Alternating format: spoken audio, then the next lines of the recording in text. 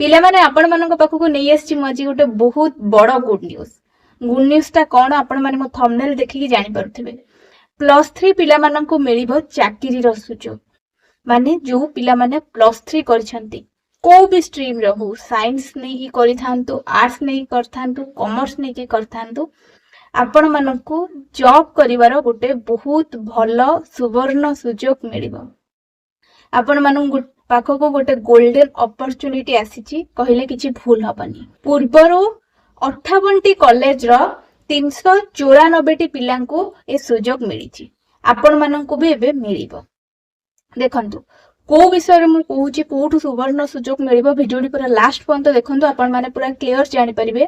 NSC internship training गोटे करा जिवो +3 पिला माने जो माने लास्ट ईयर पिला माने अछंती से माने एथिरे अप्लाई करि परिबे, से माने एटा को करि परिबे। एनएससी इंटर्नशिप ट्रेनिंग एटा गोटे ट्रेनिंग आपण मानकर रहिबो जोटा कि केवल +3 पिला माने ही ए ट्रेनिंग रे भाग नै परिबे।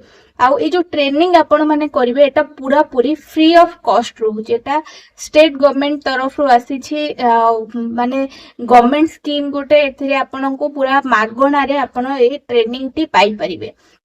ए ट्रेनिंग रे आपनकर कोन हबो, विशेष करी कि जो वाणिज्य क्षेत्र रो पिला माने जो माने रहिले तांकू अधिक सुवर्ण सुजोग तांको मानको पाई, काहे कि ना बेसी तांकू बेनिफिट मिलिबो। को क्षेत्र रे आपण मानको जॉब मिलिबो सेटा भी आपण मानको मु जणैबी। आपण माने भिडियो टी लास्ट पर्यंत देखंतु।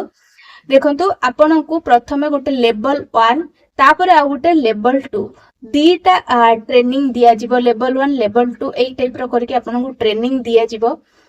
आपण जेतबेले ए ट्रेनिंग को कंप्लीट कर नै जाउछंती, आपनकर ट्रेनिंग सरी जाउची, सेथिरे आपण माननको कोन करियो पड़िबो, कोथरे आपनको जॉब मिलिबो जो म्यूचुअल फंड एडवाइजर, नहले फाइनेंशियल एडवाइजर, नहले स्टॉक ब्रोकर, नहले पॉलिसी ब्रोकर, एई सब रिलेटेड आपनको जॉब मिलिबो।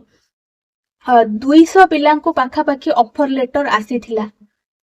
पूर्वरु 200 पिलांको ऑफर लेटर आसीछि।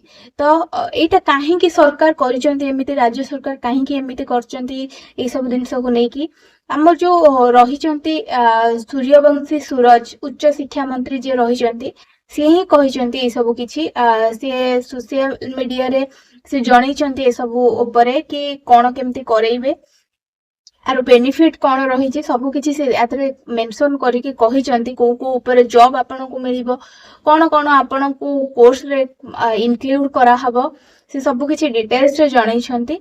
किंतु आपन मानकर जो ए जो कैरियर अपॉर्चुनिटी आपन मानक पाखु को आसुची गोटे बहुत भलो कैरियर अपॉर्चुनिटी। एथरु आपन माने बहुत भलो बेनिफिट्स पाई परिबे।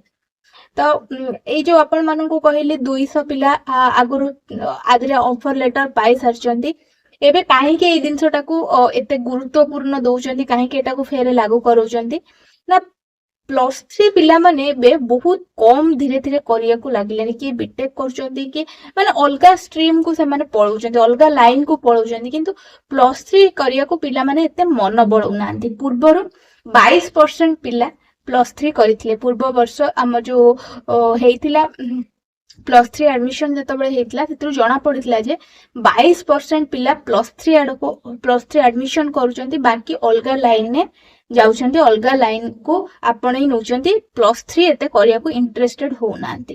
तो एई दिनसटा पई से माने +3 पिला माने जेमिति बेसी करिवे तांको काहे कि +3 पिला माने करू नांती, अलगा लाइन को जाउचंती, काहे ना पिला माननको +3 करिया परे अधिक अपॉर्चुनिटी किछि मिलुनी जॉब करिया पई।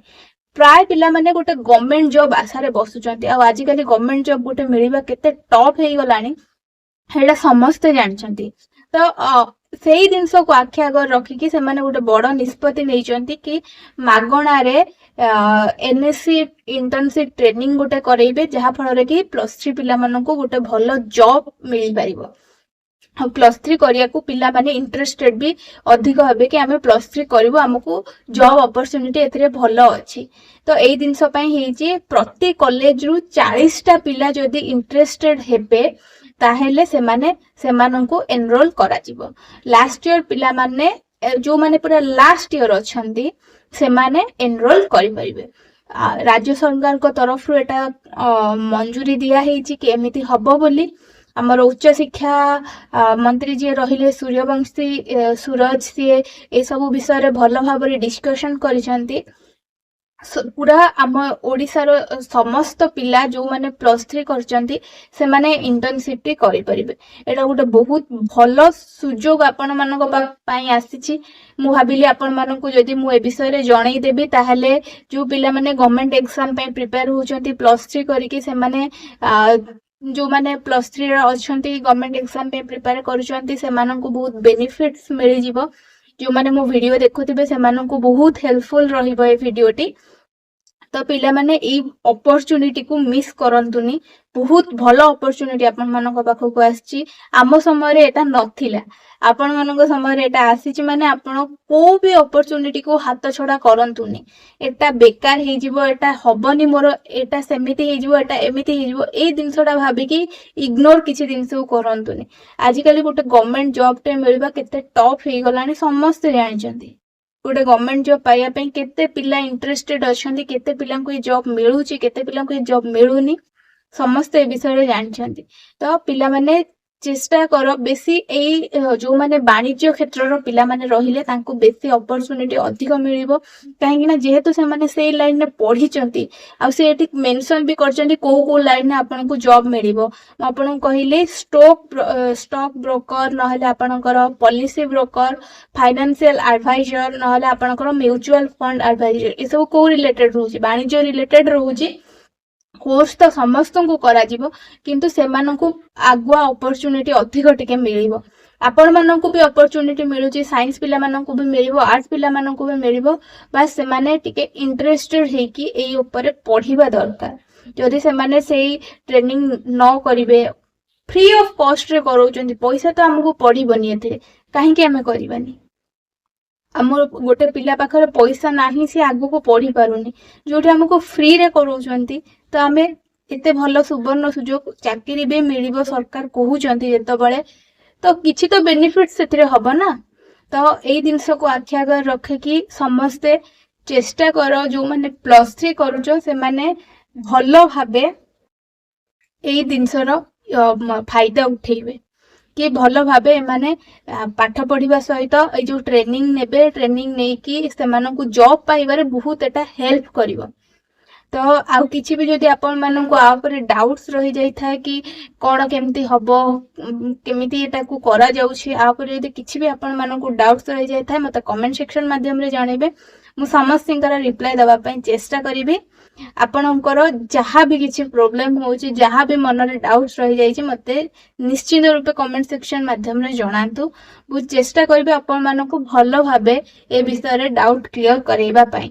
ଆଉ ଏମିତି ନୂଆ ନୂଆ ଭିଡିଓ, ନୂଆ ନୂଆ ନୋଟିସ୍ କଣ ସବୁ ଆସିଲା, ଅପଡେଟ୍ ନୂଆ କଣ ଆସିଛି, ସବୁ ବିଷୟରେ ଜାଣିବା ପାଇଁ ଯଦି ଆପଣ ଇଣ୍ଟରେଷ୍ଟେଡ୍ ଅଛନ୍ତି ଗୋଟେ ଜବ୍ ପାଇବା ପାଇଁ, ଯାହା ବି ଜବ୍ ନୋଟିଫିକେସନ ଆସୁଛି ବହୁତ ଜଲ୍ଦି ମୁଁ ଆପଣମାନଙ୍କ ପାଖରେ ପହଞ୍ଚଉଛି। ମୋ ଚ୍ୟାନେଲକୁ ସବସ୍କ୍ରାଇବ କରି ନିଅନ୍ତୁ। ମୁଁ ଆପଣମାନଙ୍କୁ ସବୁ ନୋଟିସ୍, ଯାହା ବି ଗଭର୍ଣ୍ଣମେଣ୍ଟ ଜବ୍ ରିଲେଟେଡ୍ ଯୋଉ ବି ନୋଟିସ୍ ଆସୁଛି ବହୁତ ଜଲ୍ଦି ମୁଁ ଆପଣମାନଙ୍କ ପାଖରେ ପହଞ୍ଚେଇବା ପାଇଁ ଚେଷ୍ଟା କରିବି। ରହିଲି, ନମସ୍କାର।